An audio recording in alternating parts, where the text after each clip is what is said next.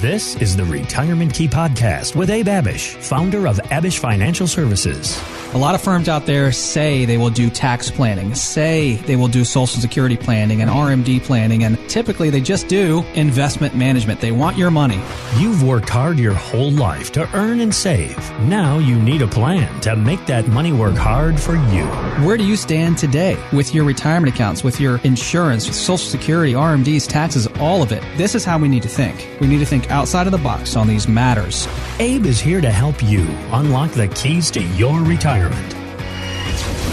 Abe, how are you today? Doing fantastic. I got to see my little nephew Noah over the weekend and spent some time with my mom and my brother, and so that was great. And I got to tell you a little feel-good story here. Okay. So 2 years ago, the pandemic hits, and everyone had trips planned, right? And everybody's trips got canceled.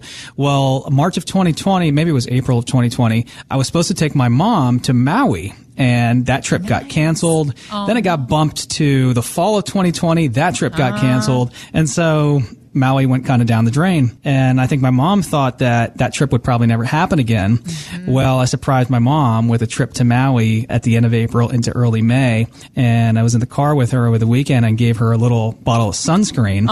She's like, "What is this for?"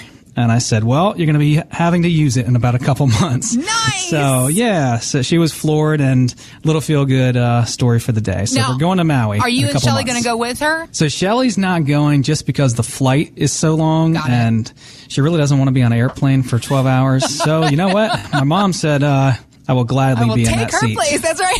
Yeah. So little mother-son time. That's so awesome. What an amazing. I think that a lot of us, as we become adults, we have these ideas, these fantasies, these dreams in our head that we would love to be able to do something really super nice, super special treat like that for our parents. So that's so great that you get to do that for your mama. I know she's thrilled. Yeah. No, just lucky to be able to do it ourselves. It's a testament to what it is to have that good family life. You know, you're always talking about here on the program, Abe, the idea of how you are so different in what you do at Abish Financial Services. You're a local firm here in Northern Virginia. You're a family-owned. You and your wife, Shelly, run this business together. And right. Like I said, it's just another testament to how important all of those attributes are to you and the business that you run there. So it's obviously a lot to keep in mind, and I think it really does all go hand in hand with the work that you do when it comes to helping folks figure out their financial years once they do get to that place where they're going to call it a day and say, take this job and you know what with it, and finally get to take those trips to Hawaii or wherever they've dreamed about as well. And with that in mind, there is obviously a lot that we have to plan for. Perhaps it feels for so many even now more than ever, because as you were saying, just like things like trying to plan a little trip, well, not a little trip, it's a big trip, but just trying to plan a trip over the last couple of years has been super challenging for so many of us. So we are wondering, how do we kind of navigate through all of the noise that is our current economic climate to get ourselves to a better place for our financial future? And it was an interesting notion. I was going to say it's not something we haven't heard before, but it's one that perhaps weighs now more than ever, the knowledge of billionaire Warren Buffett, whom I know you quote a lot yourself, Abe. He once said, quote, "We've got to be fearful when other folks get greedy, and we've got to be greedy when other folks get fearful." And I think that this thought process can probably play a lot right now. Abe, where do you think we are on that scale, and how does that affect the way that you currently are building retirement plans for the folks that you work with? Yeah, great question, Heather. And I think we need to have a plan for the good times and bad, right? And for the last few years, Heather, we've been talking about the markets have been on a tear, and that eventually, look, things need to get back to normal, to correct. But that's what the markets do. That it's healthy and normal for the markets to do that. So we've just been talking about, hey, there's a lot we can't control, but there is a lot we can control. Let's focus on what we can control and be proactive around that. Right. You know, Buffett also has said that successful investors don't focus on being with or against the crowd. In good times and in bad, they stay focused on their goals, he said. They rarely change their long-term investment strategy no matter what the market does.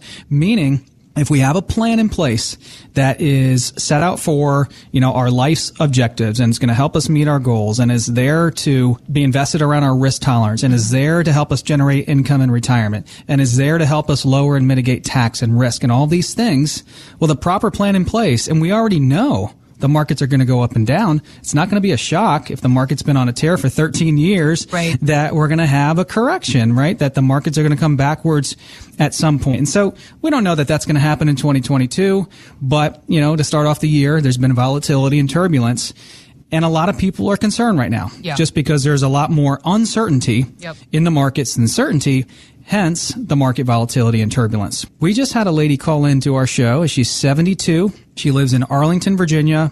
She is retired. She has about $1.4 million saved. Mm-hmm. She was a government employee all of her life, CSRS. She's a middle-of-the-road moderate investor, about a 5 on our risk scale. And she was looking for ways to put a moat around the castle. In other words, she's been looking for ways to really try to secure and clip in all of the growth and gain she's received over the last decade.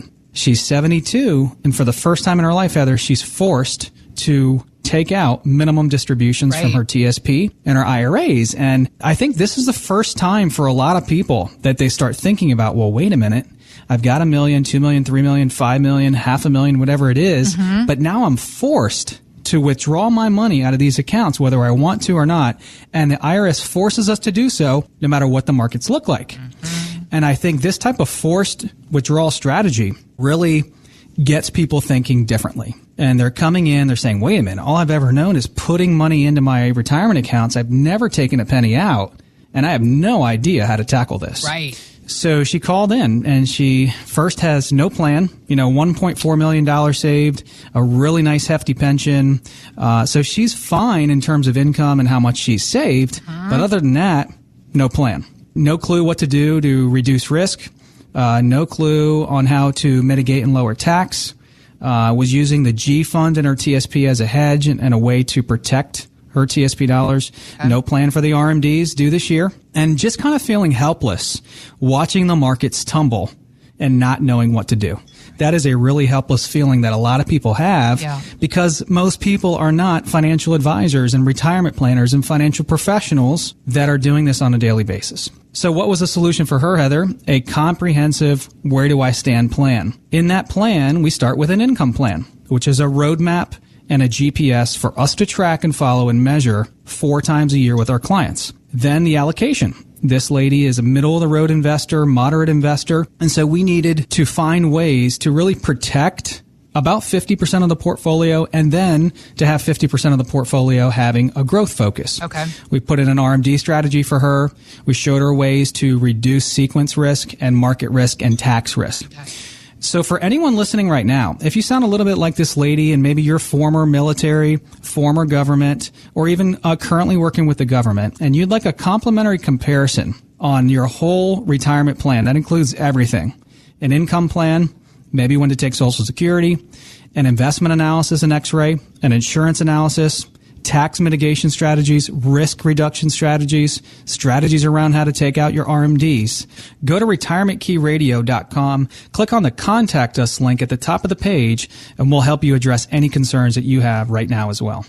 Keep it on the idea of all the things that we need to have for our retirement years. I know we were talking about bigger picture plans there, Abe, but let's focus on the bottom line, which is, of course, the income that we need for our retirement.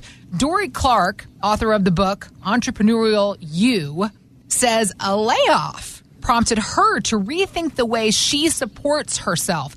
She now earns income from 7 different sources. Everybody knows, if you have money, you shouldn't invest it all in one stock. You need to diversify there. But for how we make money, I think most of us have one way we make money, and it can be very risky. And so one of the best ways that we can create real, legitimate security and professional stability for ourselves is by choosing to cultivate multiple income streams. So in our working years, you might call it your side hustle, but in retirement, why should that stop? Do retirees also need multiple streams of income? As many as 7, perhaps, Abe. And then, does this raise concern over taxes? Great questions. Yeah, I don't know about 7 different streams, but absolutely yes. The answer is yes. Affirmatively, yes. We need several different income streams, and we really need to start thinking about... Several, not 7. Got it. Okay. Yeah. And we really need to start thinking about growth and income. Income makes the world go round, right. And income for retirees makes the world go round and allows them to do everything they want to do in retirement. It's not the growth. It's the income. It's spending that paycheck, right? It's spending that income from their portfolio. And so we just had a couple call into the show recently, and they came into our office. They're in their early 60s and retiring in a few years. Classic case of someone in the Northern Virginia, D.C., Maryland area having enough saved, $1.2 million saved, but they're asset rich, income poor. And we've talked about this so many times. Asset rich, they've done enough, they have enough saved, income poor. They have no income from their portfolio, retiring in a few years and looking for ways to, again, put that moat around the castle, get out of harm's way, start reducing tax risk, start reducing market risk, and start thinking about creating income, because when their paychecks stop in the next few years, they need to replace those paychecks with income paychecks from their portfolio. The biggest problem is that they were working with a big box firm, Heather, that was just solely focused on investment advice. That's not wrong, but when you're transitioning into phase 2 and you're 62, 65 and retiring this year, retiring in a few years, and you have enough money saved, well, why is the conversation still focused on investment management when there's so much more management that needs to be done? So there was no guidance around when to take Social Security, what percentage to pull out every year from their accounts, how to lower tax, how to lower market risk, how to generate income from their portfolio. What was the solution? It was very simple but powerful. A retirement income plan. An income-generating portfolio that had not only growth, but also income. Guidance around when to take Social Security, guidance around how to lower tax. 9 out of 10 people that walk through our doors have never had one of these done. For the first time, they had one done. Thanks for listening to the Retirement Key Podcast with Abe Abish. To learn more about Abish Financial Services, visit retirementkeyradio.com. And join Abe for his radio show, The Retirement Key, Saturdays at 2 p.m. on WMAL. Financial professionals are not licensed in all 50 states. To find out if Abraham Abish is licensed in your state, please call 571-577-9968. Abish Financial Services is not affiliated with nor endorsed by the Social Security Administration or any other government agency and does not provide legal or tax advice. Annuity guarantees rely solely on the financial strength and claims-paying ability of the issuing insurance company. By contacting us, you may be provided with information about insurance and annuity products offered through Abraham Abish, NPM number 770-3575.